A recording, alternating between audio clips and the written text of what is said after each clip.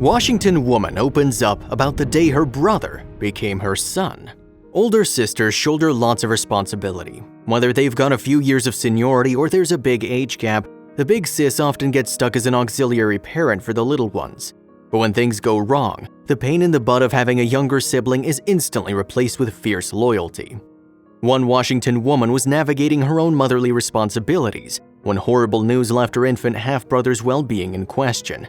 The emotional toll never stopped this older sister from showing up for her brother in the way he needed most. One look at Molly Schultz's motherhood blog, Tried and True Mama, shows she didn't shy away from a parenting challenge. The 27-year-old served as the glue of her household, which constantly echoed with giggles and footsteps of her 4 curly-headed daughters. Though she and her husband swear they didn't plan it, all of their girls' names have a common theme. Presley, Sawyer, and identical twins Lennon and Halen have the surnames of famous figures for their first names. As a full-time mom, Molly developed a parenting philosophy that kept everything in perspective. So no matter how many car ride tantrums, sticky countertops, or hundreds of repeated Doc McStuffins viewings she had to endure, she could reset and concentrate on what truly mattered. Molly shared on her blog, "We live with the intention of a simplistic childhood, not focusing too much on materialistic things but rather experiences and memories." Along with her husband Tim, she prioritized family. With each arrival of a new Schultz daughter, Molly's plate got a bit fuller. The young couple moved several times around the West Coast, finally settling in Washington state. But while her own family blossomed, thousands of miles away, another part of her family was facing tragedy. Molly's father, Craig Stevenson, was changing diapers and folding onesies for the second time in his life. While Molly was awake with fussy babies, so was her dad several states away. Craig and his wife had welcomed a brand new baby boy on November 13, 2013. All the way over in Michigan, Craig and his wife were enjoying time with young Easton. Unfortunately, due to her hectic juggling act with her own youngsters, Molly wasn't able to visit her baby brother as much as she'd have liked. But a tragic, unfair twist of fate sent Molly packing her bags and flying out to Michigan. Shortly after Easton's second birthday, Craig received a world-shattering medical diagnosis that put a halt on his plans to watch his baby grow up. Months before his 50th birthday, doctors confirmed that Craig was suffering from stage 4 pancreatic cancer. The seriousness of the diagnosis meant he was left with a matter of months to arrange his affairs and enjoy life with his son. The diagnosis hit Molly like a bucket of ice water. Distance kept them apart, but Molly and her dad were incredibly close. She ached for the years that they would lose, that he would miss out on his grandchildren, and even worse on Easton. Less than 10 years ago, Craig had been pacing the sidelines of the field coaching Molly's lacrosse team. His current chores included chasing his toddler and picking up toys. How could it be possible that a guy with so much life left could be dealt such a hand? In the next few months, Craig and his family were gravely preparing for the end of his life. His cancer became even more aggressive, and the physical toll transformed a once healthy man. Sadly, another tragedy was on its way. Despite learning to answer the phone with trepidation, Molly was still gutted by the words coming across the other line. One day after celebrating his 50th birthday, Craig's wife overdosed on heroin. A horrible hidden family truth could no longer be ignored. "Heroin was a secret in my family," Molly wrote in a blog post. "It was a secret people tried to bury deep down until its ugly mask came out full force. Sadly, Easton was home with her at the time." Molly's 85-year-old grandfather discovered the unconscious woman when he stopped by the house for a late morning visit. He was the one who called the EMTs, but sadly, it was too late to save Easton's mother. Molly didn't have to think twice. She packed up her twins and boarded a plane. Her mind darted through possible explanations. Was her father aware of his wife's heroin addiction? How could he keep this secret from her? However, the moment she reached the door of her father's hospital room and saw his cancer-devastated appearance, her questions and accusations melted away. Rage and anger were useless at a time like this. Together, the entire family had to stifle their grief the best they could. Time was limited, and there needed to be a plan for Easton's future.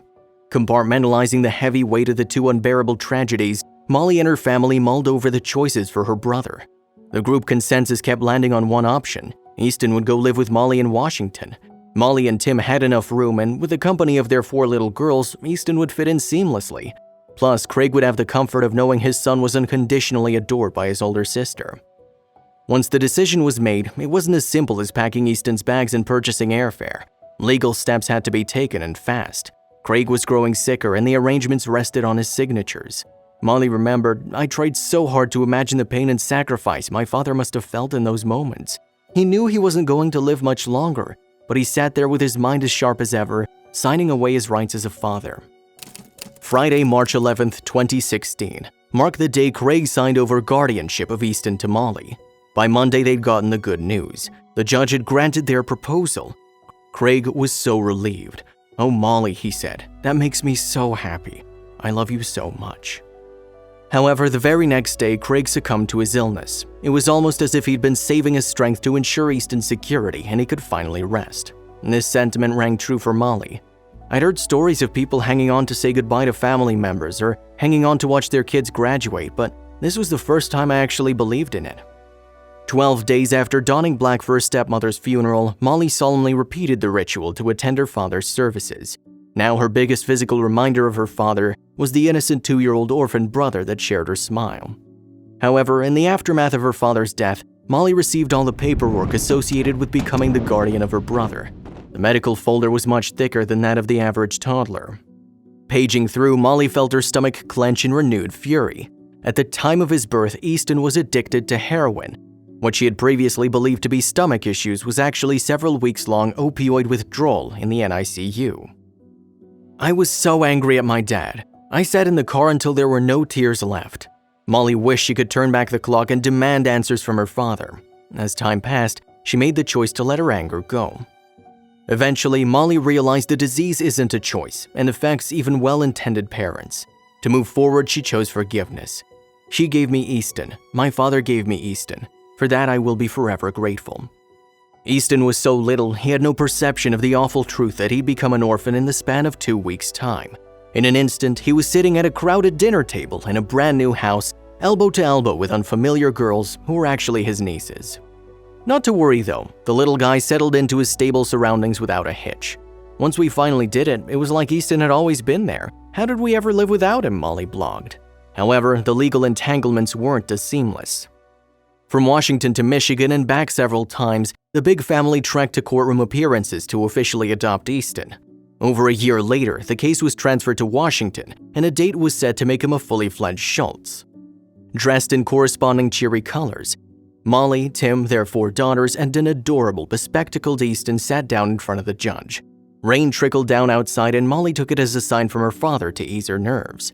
Although there was nothing to suggest any legal hiccups, relief washed over Molly once the judge ruled Easton was, at last, legally her son.